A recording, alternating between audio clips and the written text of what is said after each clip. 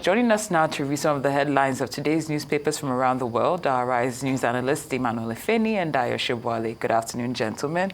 You should sing now. Good afternoon, Cynthia. Good afternoon, Mr. Good afternoon. They didn't give me an opportunity to say, I need to speak to somebody in management. Yes, we start the review with this day Nigeria's newspaper of record. We'll start with the lead story. Cardoso, $2.4 billion FX claims not valid.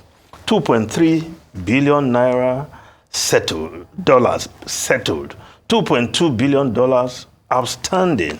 Puts total loans advances by Apex Bank to economy at 40 trillion naira, out of which CBN interventions got 10 trillion naira.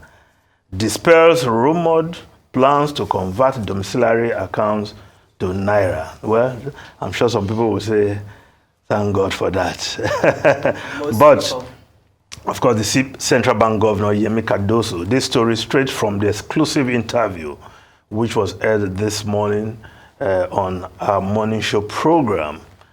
Well, these days focus on this in the lead and the federal government obligation, which was put at $7 billion. Now, what the CBN has done is that haven't done proper auditing of this so-called claim, employing Deloitte Management Services to do that. It's got at $2.4 billion outrightly fraudulent, Dayo. Yes. Unfounded claims. Yes. Without invoices. So we need to also identify those who were presenting these claims. Absolutely. Well, it's not a strange thing. Yeah. Ivan, remember when we had this foreign debt with Paris Club? Yes. They said when the ambassador came, I said, okay, let them bring them. Almost 50% of them had no document, and they had to sort them out, just like this now.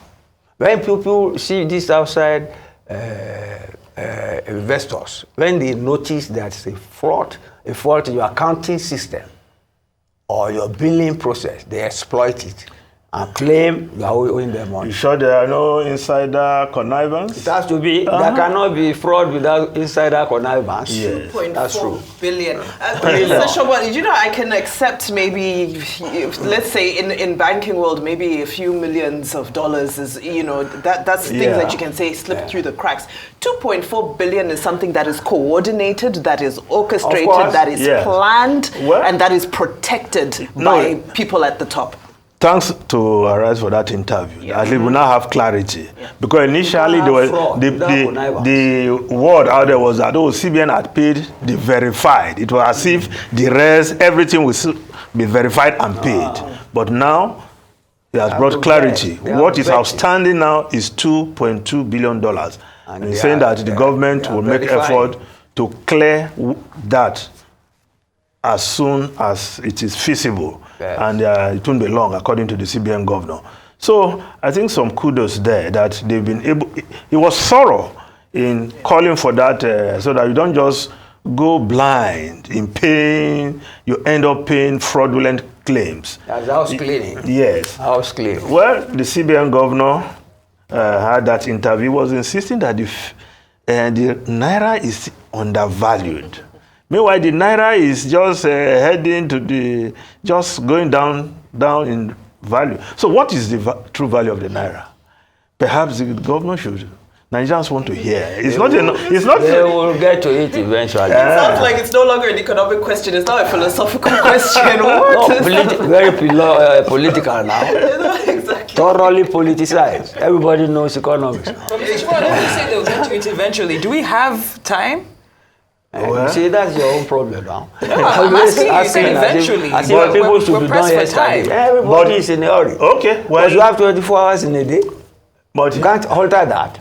He also said that there's no longer incentive to patronize the other market because the rates... they want to discredit that first. So, like it's discredited the former one. So everybody should just go to the official and ask for your dollars. Anyway. Well, let's see if they give it to you. Is it readily available? Exactly.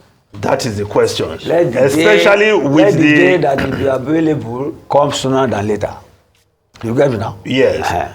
With the let it come sooner than later. The cap put on these international money transfer operators.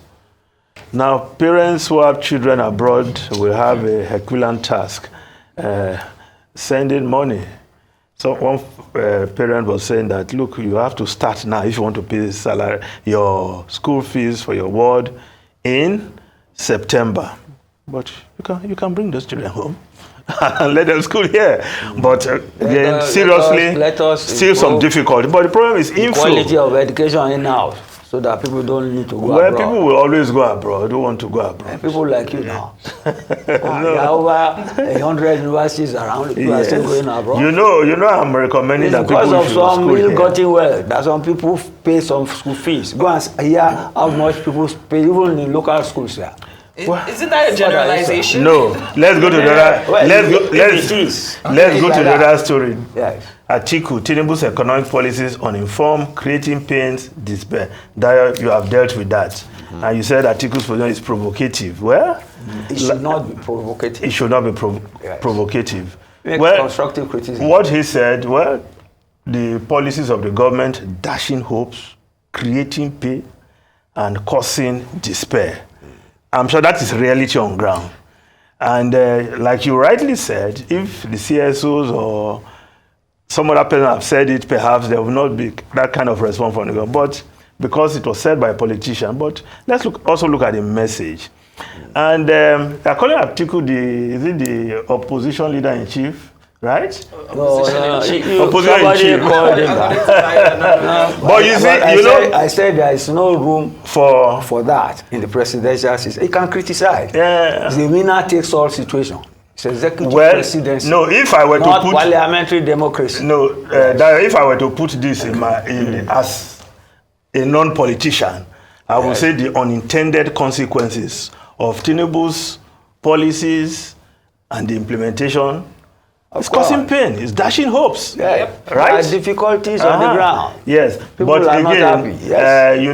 The other time people were even the politicians were saying, oh, Atiku will go and sit down in Dubai. He will go and sit down in Dubai. He doesn't stay here. He's here now. And he's speaking on what is happening on behalf of Nigerians. Okay. Yeah. He's welcome to that. Yes. And he's welcome to stay in Dubai too. No, he's here. He's here. We die here. He's in the trenches with us. He's here. Let him go ahead. Now, the Guardian newspaper, the consequences of the policy of government. Duty increase, spot FX rate adoption throws market into panic. They change the duty. Every moment there's a change in the exchange rate, they reflect it. So those who have imported, done their calculation, how much they will spend. Market forces. Yes. Yeah. Then, of course, the Business Day newspaper FX Crisis recognized questions over NNPC dollar remittances. Yes, the issue of NNPC and the foreign exchange they make from selling our crude. But the recent directive that those monies should be paid to the central bank, I'm sure perhaps it will answer some of the questions, if not deal with the issues in that regard.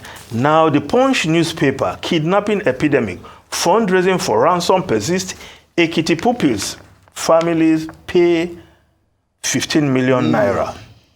Victims, relatives, friends, neighbors raise ransom. School driver killed, proprietor. Kidnapper slain Kwara monarch. Widows ransom to 40 million naira. Suspect arrested. Well, those children, they've been released with their teachers. Unfortunately, the driver who was driving that vehicle was killed by the kidnappers. Some persons have been arrested. I think they must be made to face the music, to face the law, as it were.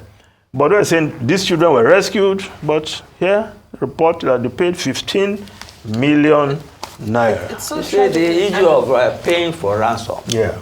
You get me? Will make matters worse as long as people are willing to pay. Government is No, government should do its duty and arrest that situation. That's right. It's in the They should essence not of get doing to that, the that state. people are paying ransom. There's still lawlessness. Yeah, If people pay it ransom, is. it's lawlessness. It is lawlessness. And also just in that report, another sad thing is that these kidnappers actually ask for fried rice, energy drinks, cigarettes. And the brazenness to ask for such ridiculous. But anyway, that's all we have time they're for. contacting them. Huh? No, they contact the families. Look, Unfortunately, And this is where sometimes we they have threaten to end. kill their... they contact the family, Their they persons. contact the banks, they contact the security forces. Yes, nobody's tracking them. Another industry is getting set up. Mr. It is Dayo wrong. Shobole, It is wrong. it's extremely wrong. Mr. Dayo Shobole, Mr. Emmanuel Ifeni, thank you so much for taking us through those stories for today. Look forward to more.